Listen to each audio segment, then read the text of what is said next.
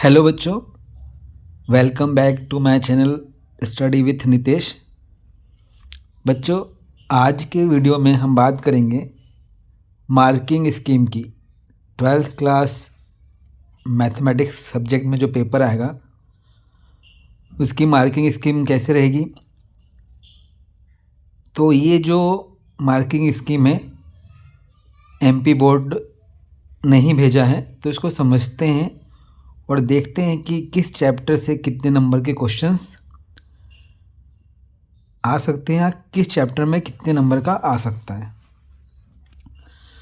तो हम बात करते हैं सबसे कम नंबर का किस चैप्टर से आएगा। कम नंबर से ज़्यादा नंबर की तरफ बढ़ते हैं।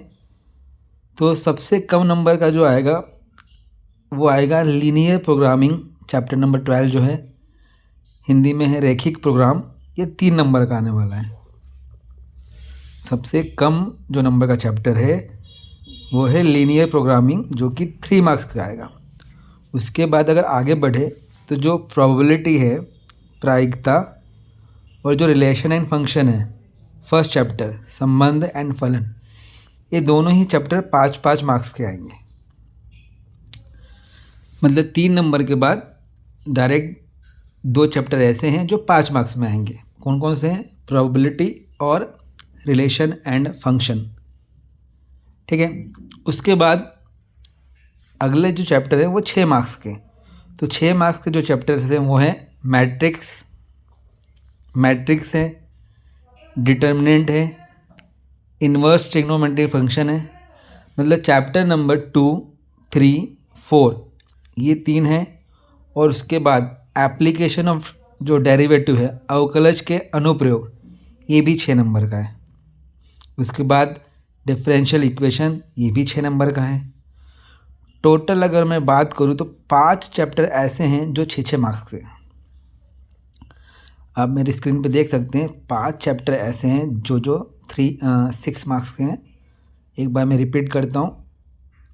Inverse trigonometry function chapter number 2, matrix chapter number 3, determinant chapter number 4, chapter number 6 application of derivative या अवकलज के अनुप्रयोग, चैप्टर नंबर 9 डिफरेंशियल इक्वेशन। ये कितने नंबर का है? 6 मार्क्स का। अच्छा, एक में मैं यहाँ मिस कर गया। जो एप्लीकेशन ऑफ इंटीग्रेशन है चैप्टर नंबर 8, ये भी 3 मार्क्स का है बच्चों। इसमें मुझे स्टार्टिंग में बोलना था। तो 3 मार्क्स के आपके 2 चैप्टर है, एप्लीकेशन ऑफ इंटीग्रेशन और लीनियर प्रोग्रामिंग, ये 3 मार्क्स का है। आई होप आपको क्लियर हो गया हो।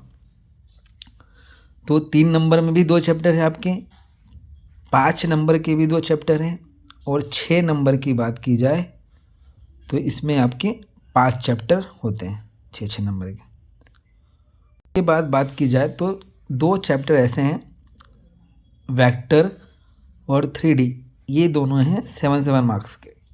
ये दोनों हैं 7-7 मार्क्स के। फिर 8 नंबर का चैप्टर है कंटिन्यूटी एंड डिफरेंशियबिलिटी। जो डिफरेंशिएशन वाला चैप्टर है वो है आपका 8 मार्क्स का। और जो इंटीग्रेशन वाला इंटीग्रेशन वाला जो चैप्टर है वो है आपका 12 मार्क्स का। I hope this is clear to you. आपको ये चीज़ पता होना चाहिए कि किस चैप्टर में कितने नंबर का वेटेज है, कौन चैप्टर कितने नंबर का है। मान लीजिए आप कोई ऐसा चैप्टर पढ़ रहे हैं या जो कम नंबरों का है, फिर भी आप उस पर ज़्यादा टाइम दे रहे हैं, बहुत सारे क्वेश्चंस कर रहे हैं, तो इट डजेंट मेक सेंस। समय ख़राब हो रहा है इससे। जो ज़्यादा नंबर के क्वेश्चन है उसमें ज़्यादा मेहनत करना है। वैसे तो हमें सब कुछ आना चाहिए। तो ये आपकी मार्किंग स्कीम में 80 नंबरों के लिए 80 नंबर का पेपर आएगा आपका। अब बात करते हैं जो पेपर आएगा। ये तो मैंने आपको बताया कि चैप्टर टोटल कितने नंबर का है, ठीक है ना।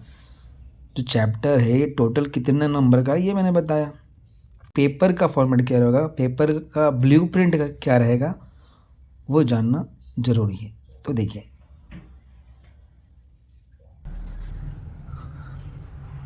तो बच्चों जो क्वेश्चन पेपर में आएंगे या जो पेपर का फॉर्मेट रहेगा वो कैसा रहेगा वो समझते हैं। तो देखो बच्चों, क्वेश्चन नंबर 1 से 5 तक, क्वेश्चन नंबर 1 से 5 तक आपके ऑब्जेक्टिव क्वेश्चन होंगे। कैसे होंगे? ऑब्जेक्टिव क्वेश्चन, जिसमें क्वेश्चन नंबर 1 में चूज़ द करेक्ट आंसर या सही विकल्प चुनो, क्वेश्चन नंबर 2 में fill in the blanks, question number 3 में ट्रू फॉल्स, क्वेश्चन नंबर 4 में मैच द कॉलम, और क्वेश्चन नंबर 5 में 1 वर्ड या 1 सेंटेंस में आंसर देना होगा। ये 5 स्टार्टिंग के जो क्वेश्चन होंगे ये ऑब्जेक्टिव टाइप होंगे और सभी 1-1 मार्क्स के होंगे। उसके बाद अगर हम बात करें तो क्वेश्चन नंबर 6 से लेकर 15 तक, 6 से लेकर 15 तक होते हैं 10 क्वेश्चन, और ये सभी 10 क्वेश्चन जो आएंगे कितने नंबर के आएंगे? 2 नंबर के आएंगे। कितने नंबर के आएंगे? 2 नंबर के। वैसे ही बात करूँ तो 16 से लेके 19 तक जो क्वेश्चन आएंगे वो 4 क्वेश्चन आएंगे और कितने नंबर के होंगे? 3 नंबर के। 16 से 19 में 4 क्वेश्चन 3 नंबर के होंगे, और 20 से 23 में 4 क्वेश्चन जो होंगे वो 4-4 नंबर के होंगे। क्लियर है?